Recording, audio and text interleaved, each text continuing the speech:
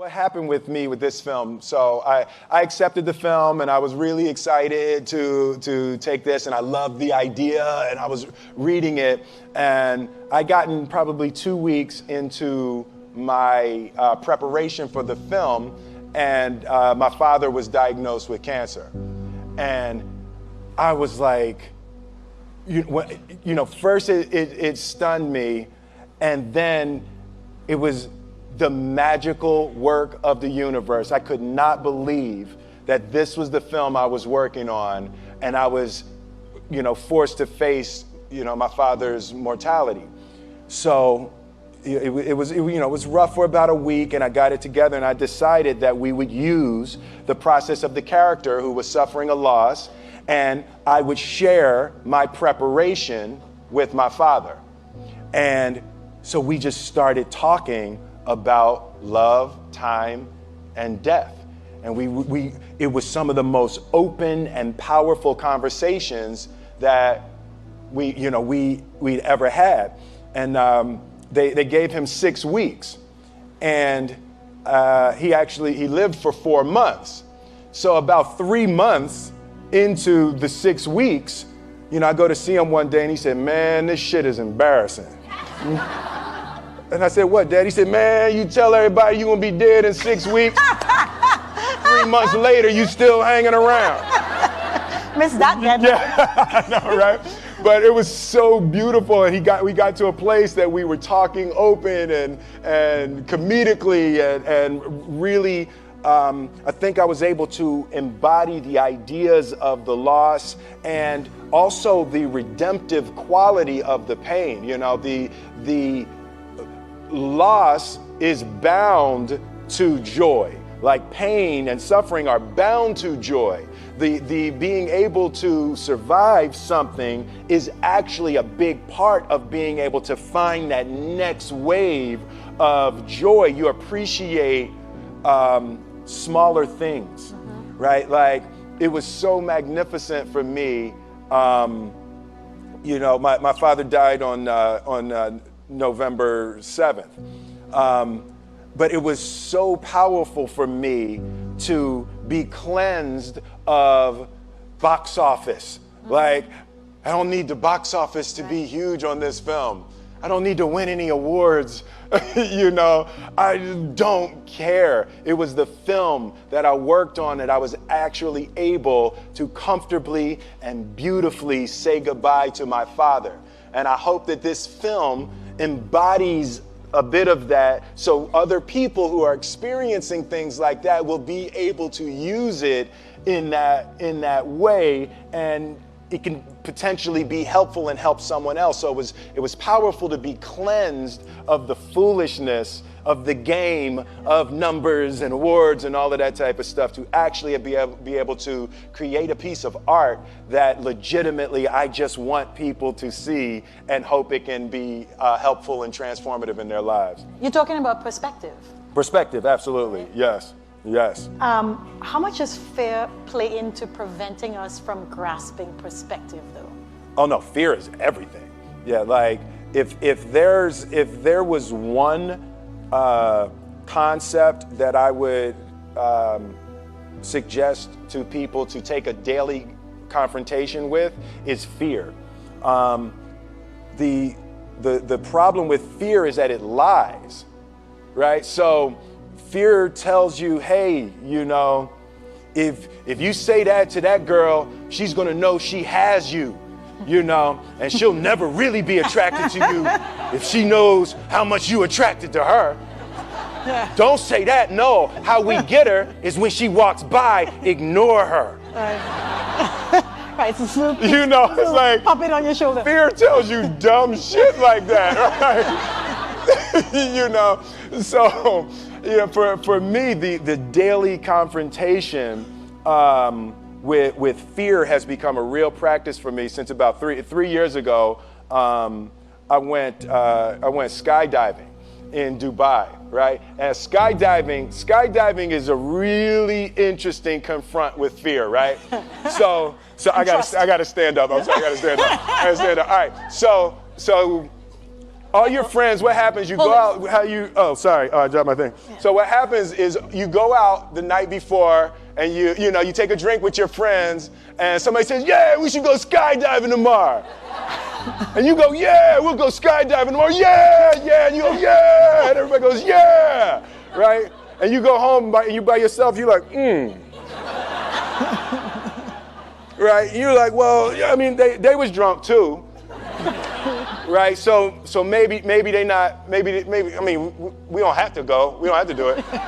So then that night you're laying in your bed and you just keep, and you're terrified. You keep imagining over and over again jumping out of an airplane and you can't figure out why you would do that, right? And you're laying there and you have the worst night's sleep of your life, but you still have the hope that your friends were drunk, right?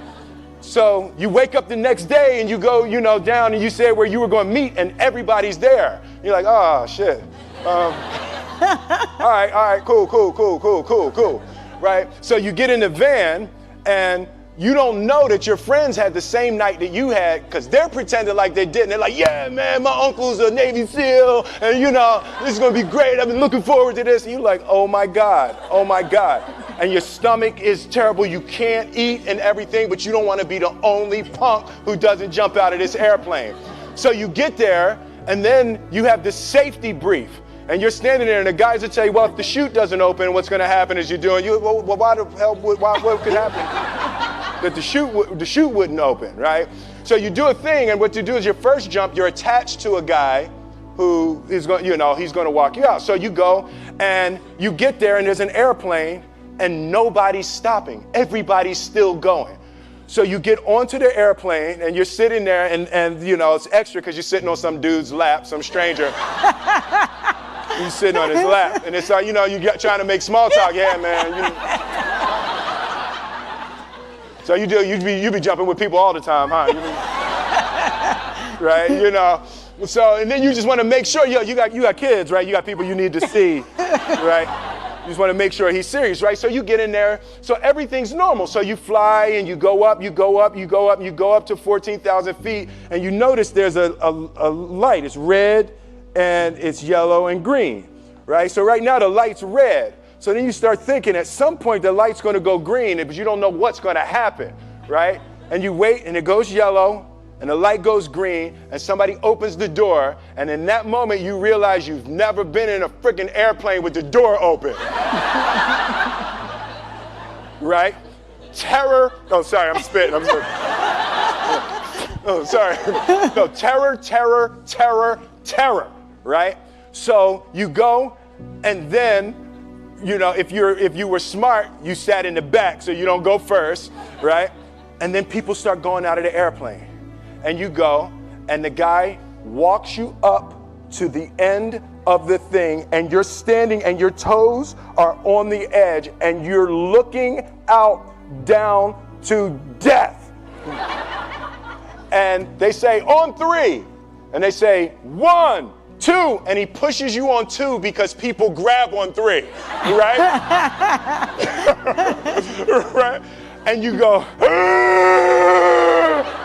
and you fall out of the airplane, and in 1 second, you realize that it's the most blissful experience of your life. You're flying, right? It doesn't feel like falling, right? It's like you actually are kind of held a little bit by the wind, and then you start falling, and there's zero fear. You realize that the point of maximum danger is the point of minimum fear. It's bliss. It's bliss. And you're flying. Right? And you're doing that. And then 20 seconds, 25 seconds, 40 seconds. And you have enough time to just kind of be like, oh, shit, that's that building. I like that one. Oh, you can see the ocean. Right? You start doing all of that. And the lesson for me was, why were you scared in your bed the night before? What do you need that fear for? Just don't go. Why are you scared in your bed 16 hours before you jump? Why are you scared in the car? Why could you not enjoy breakfast? What did you need that? The fear is fear of what? You're nowhere even near the airplane. Everything up to the stepping out, there's actually no reason to be scared. It only just ruins your day. You don't have to jump. And then in that moment, all of a sudden, where you should be terrified is the most blissful experience of your life. And God placed the best things in life on the other side of terror. On the other side of your maximum fear are all of the best things in life. You know? So that was sorry. So that was, no, it's good. That was my experience with skydiving and fear. All right. All right. So practically speaking. But I didn't like that take. I'm going to do it again. Back to the top. I can sell that better. Oh, no. But when you decide to do something like that, like how does it work practically? Do you call your wife and be like, I might be dead tomorrow? Right. No, but that's. But I made a drunk promise. Yeah, I made a drunk promise. Yeah. How about this? So I jumped. I had such a mystical, powerful spiritual experience. I flew home and got my sons, and I went back, and 10 days later, my sons jumped, right? Yeah. Now that was a little different. Oh, let's see, that makes me stand up, right? Because I'm scared, right? So it was so Jaden went first, right? Jaden wants to do everything first. So I'm sitting there and I'm like, yeah, my sons are gonna have this crazy experience. And then Jaden went out of the airplane. And I was like, Then my oldest son, Trey, goes up and he goes out of the airplane. And I was like, this could potentially be the worst display of African-American parenting in history. Right? I was like, both my sons just fell out of an airplane. Jump. Right? Jump. Right? Because I told them to. But again, the fear again. I was like, oh my God. So I told the dude, I was like, listen, I want to see them go out, but I also want to see them land. And he's like, no, it's cool. So this time we went out and we did the straight bullet, and I just went straight down past them. Right? It was like, and he's like, good. Right, did the bullet straight past, pulled the chute late. Oh, sorry, this makes me spit. I'm sorry. Pulled the chute late, landed, and then videoed them coming down. But it was like, they had the same thing, the same experience with the fear. But that I'm telling you, the confrontation with fear is an absolute magical way of facing the things we have to do in this life. You know, forget security, live for experience. All right. Now, you say you learned that 3 years ago. Yeah. Amazing. What about these small things that we get afraid about, right? So you are the funny guy, and you come along and everybody expects to be entertained in summertime, right? Like, are you ever afraid that you're like, you know what, today I'm really not feeling Jazzy Jeff. Like I'm just, I don't want to be that guy today. So this whole movie, you were not that guy. Not that guy, right, yeah. Do you have fear of that, of like disappointing people? Because like, you're supposed to be funny and cool. Yeah, you know, the thing that's been one of the major confronts for me in my life over the past 3 or 4 years. Like, Will Smith is an idea. Right? So there's parts of that's me, but that character from The Fresh Prince of Bel-Air was who I was 26 years ago. Love it. You see, they love it, right? You people are this man's crack. Okay?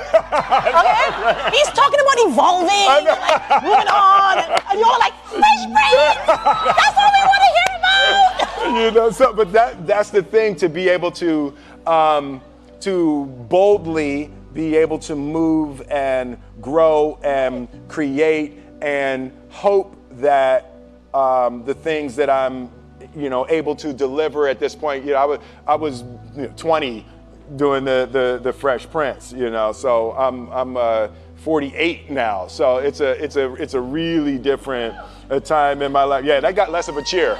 Yeah, like woo!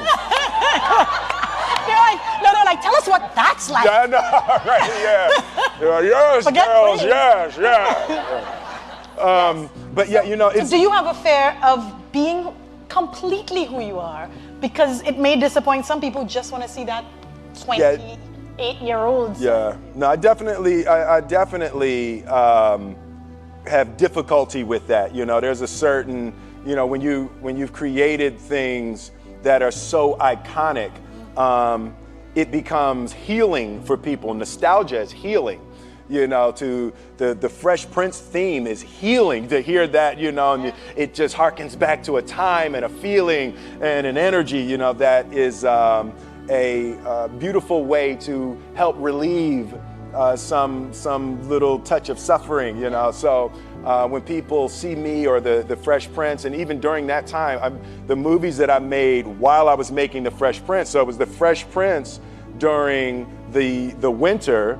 And then the summers were Bad Boys, Independence Day, Men in Black, so it was like, it really captured a time. So it's very difficult. I wouldn't have it any other way. I love being able to make people smile and cheer, over that. But I also am going to boldly go to new creation. Even something like the decision, I had the two screenplays in front of me for the Independence Day 2 and for Suicide Squad. So I had to choose between the two of those. And even the choice of going to Suicide Squad, nothing about the qualities of the movies, but the choice of trying to go forward versus clinging and clawing backwards, So I do want to aggressively go forward and do new things and create and hopefully be able to stumble upon a new heyday. Amazing. Now you have an incredible cast. Oh God, yes. In this movie.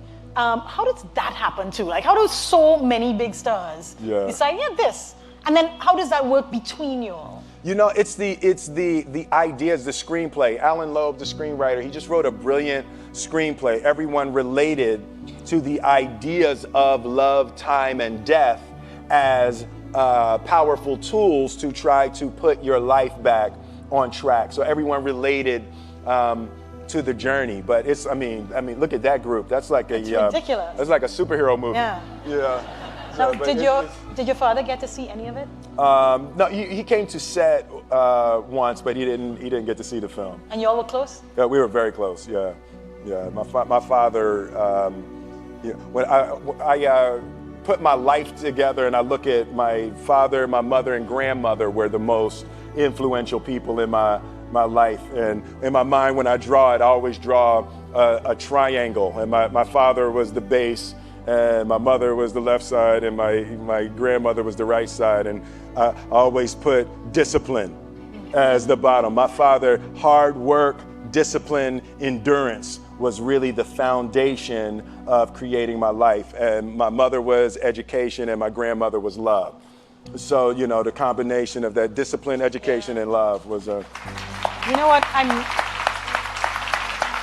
I'm really grateful for you sharing with us that part of you and also the struggle with his death, because the other thing is that we live in a time where people show these curated sides of them. Because I think of the same fear. Yeah. Right? You just want to be this piece. Absolutely. Not all the rest of it, but you struggle. Nobody wants to hear all of that, It's Facebook. Come on, let's have fun.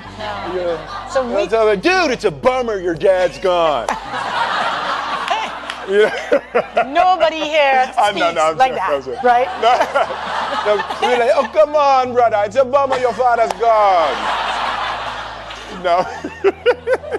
No, but, for me, laughing is the elixir, and that was another thing that my father taught me. He was joking all the way up to the end. Like, laughing, you have to be able to laugh at everything.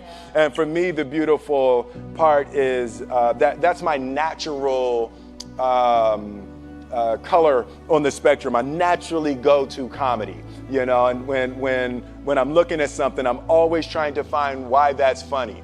And it's been really, really helpful in this experience, and even just this point in my life.